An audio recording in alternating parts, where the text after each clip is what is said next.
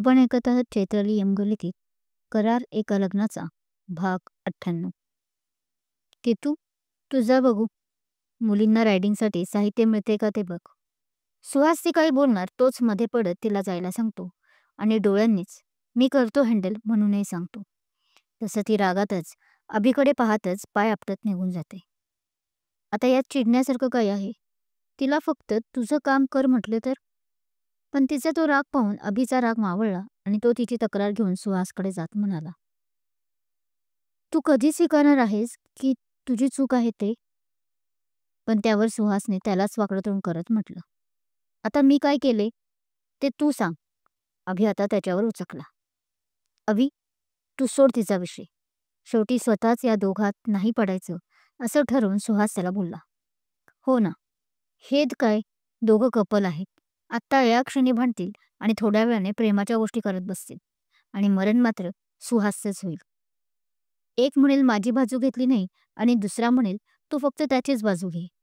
त्यापेक्षा जाऊ दे त्या दोघांना, असा त्याने सारासार विचार केला. हां, सर्वेश, तू असा खांबासारखा उभा आहे का आहे? बोल ना, काय झालं ते घडाघडा? कुठे त्या दोघी महाराणी? सुहास आता सर्वेशकडे वळला आणि त्याला थोडं रागवत म्हणाला. तो इतका वेळ खरंच अभिला घाबरून मान खाली घालून उभा होता. ते सुहास, अरे त्या दोघी सकाळीच निघून गेल्या आहेत. मॅमने त्यांना जायला सांगितलं कराडला. प्रिन्सिपल सरांनी बोलावून घेतलं आहे म्हणे. सुहासने विचारताच हा लगेच एका दमात सगळं बोलून मोकळा झाला. कुठल्या मॅमने?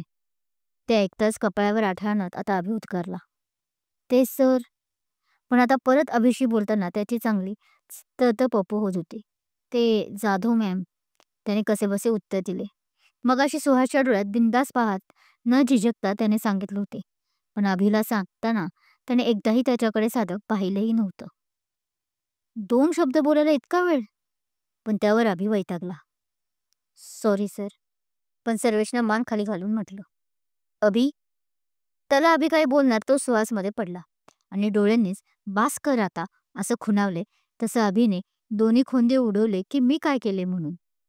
सर्वेश, तूही जा आणि बॉईजला साहित्य भेटते का ते पहा. सुहासने सर्वेशला तिथून घालवलं मुद्दामूनच. कारण आता अभि काय ह्याची शाळा घेतल्याशिवाय राहणार नाही हे त्याला कळालं होतं. तसं सर्वेशही हो म्हणून पटकन पळतच निघून गेला. अरे असा कसा आहे हा मेंगळट कुठला? त्याला तसं घाईत पळताना पाहून अभि हसत म्हणाला. आणि हा माझ्या केतूचा मित्र. कायच्या काय, तू सोड ना त्याचा विषय. मला माहित आहे तू त्याच्यावर खार खाऊन आहेस, कारण आजकाल केतू त्याच्याबरोबर असते म्हणून. सुहास हळूच शेवटचं वाक्य बोलला. तिचा काय संबंध? ओय सुया, तिला यात ओढू नकोस हा उगीच. आणि तिचं नावही त्याच्याबरोबर जोडू नकोस. कुठे राजा भोजराज आणि कुठे तेली गंगाराम. माझ्या केतूच्या पायाचीही सर नाही त्याला. तो ऐटीत बोलला. मी मी नाव जोडतोय? हां, बरोबरच आहे. सुहास नौटंकी करत म्हणाला. मीच मीच नाव जोडतोय. मलाच त्या सर्वेचा राग येतोय ना. तो केतूबरोबर असतो आजकाल. मलाच केतकीबरोबर दुसरं कोणी दिसलं की चालत नाही. मीच जास्त पजेसिव्ह होतो ना.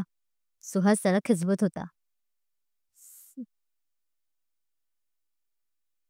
सर्व्या लका, बरंच झालं बघ तू आलास. आज लई पाठिंबा भेटल्यासारखं वाटलं मला. इकडे केतकी आणि आकांक्षा दोघीच या सर्व 100च्या आसपास स्टुडंट्सना हँडल करत होते. त्यात फायनल इयरची टवाळपोरं जे अभिच्या विरोधात होते ते मुद्दाम केतकी आणि आकांक्षाला त्रास देत होते. आज हातात त्यांच्या ज्या सापडल्या होत्या दोघी आयत्या.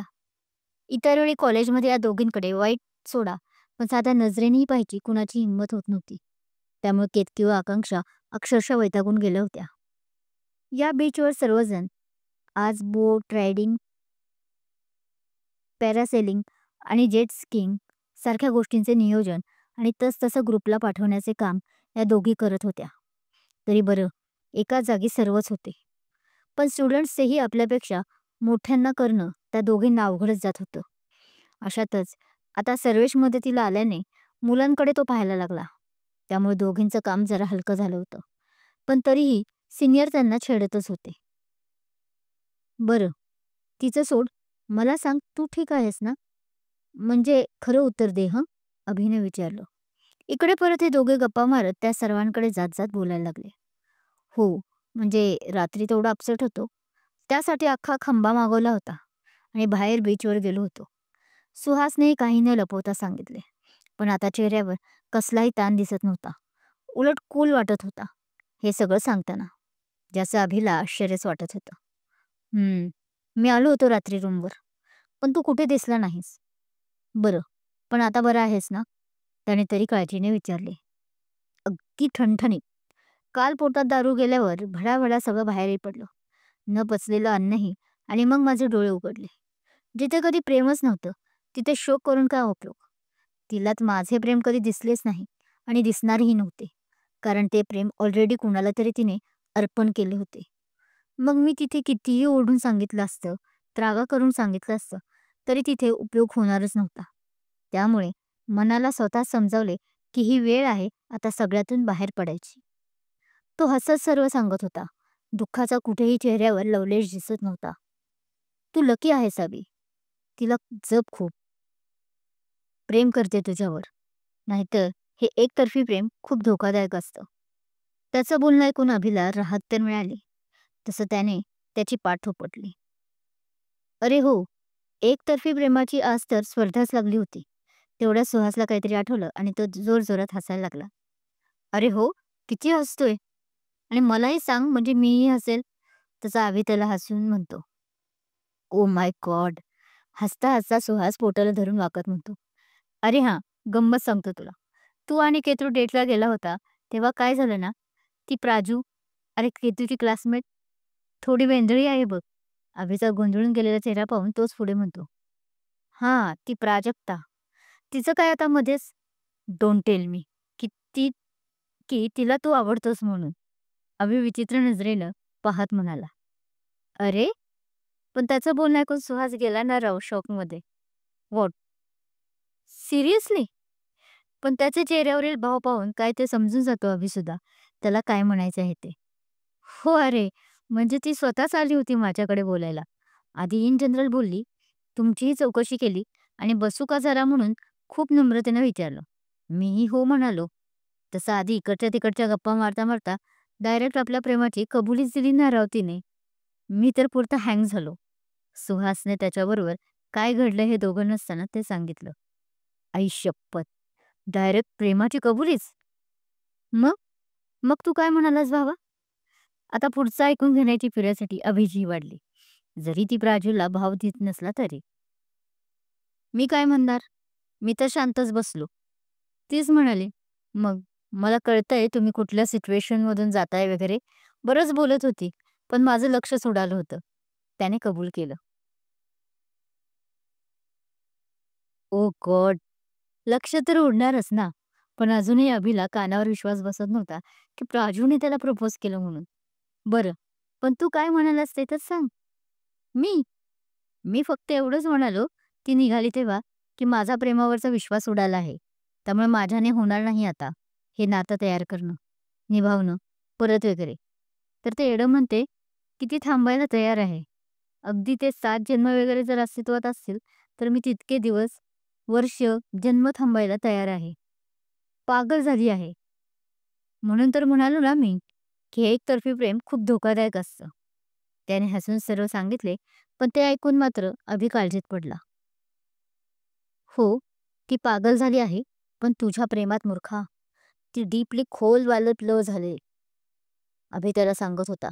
दोघंही आता तिकडे आले होते, जिथे इतर स्टुडंट्स आणि केतू आकांक्षा वगैरे होते. केतू आणि सर्वेश दोघंही मस्त जोक मारत, हसत आपलं काम करत होते. आकांक्षा त्या दोघांमधील मैत्री पाहून थोडी आपली भैयासाठी घाबरली होती. कारण तिचा भैया पहिल्यापासून आपल्या जवळच्या लोकांसाठी किती पॉझिटिव्ह आहे, हे तिच्याशिवाय अजून कुणाला माहीत असणार. सर्वेश?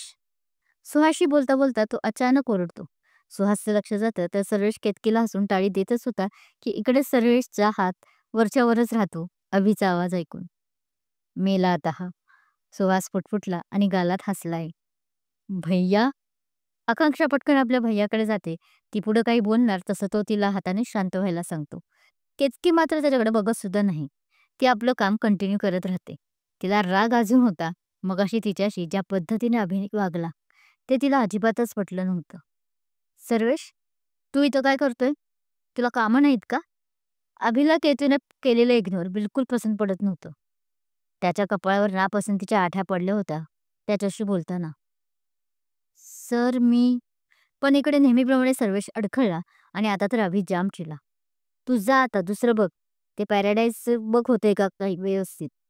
आता मात्र बोलताना तरी त्याने संयमाने म्हटलं, कारण सर्वेशनं असं अडखळून बोलणं केतूसाठी नवीन होतं. त्यामुळे तिने दोघांना रागात एक एक कटाक्ष टाकला होता, जे अभिने आपल्या सूक्ष्म नजरेनं पाहिलं होतं. सर्वेश, तू इथंच थांब. सुहास दादा, ते पॅराडाईजचं तू बघ. जाणाऱ्या सर्वेशचा हात पकडून केतकी रागातच पण तरी कंट्रोल करून स्वतःला सुहासला बोलली.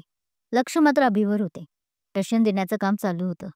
तसं आकांक्षाने इकडे मनातल्या मनात कपाळावर हात मारून घेतला, तर तिचे हे टशन पाहून सुहास मात्र गालातल्या गालात हसला. शेरास 1.25 शेर भेटले आहे बरोबर. हसतच सुहास पुटपुटला. सुहास, तुला हसायला काय झालं? अभिने कपाळावर अंगठा रब करत रागात म्हटलं. त्याचं लक्ष तिने पकडलेल्या सर्वेशच्या आणि तिच्या हाताकडे होतं. सर्वेशला तर काहीही न करताही पूर्ण बॉडीला घाम आता फुटलं होता. दुसऱ्या हाताने तो रुमालाने आपलं तोंड पुसण्याचं काम करत होता, पण चेहऱ्यावर घाबरलेला आणि गोंधळलेला अशा संमिश्र भावना दिसत होता. सुहास दादा, नाहीतर राहू दे. तुम्ही आणि मिस्टर अभि सर, तुम्हाला इथलं पाहायचं आहे ना, तर तुम्ही दोघं करा हँडल इथलं. मी आणि सर्वेश पॅराडाईजचा हँडल करतो. असं रागात बोलून केतू जवळपास त्या सर्वेशला ओढतच तिकडे नेते.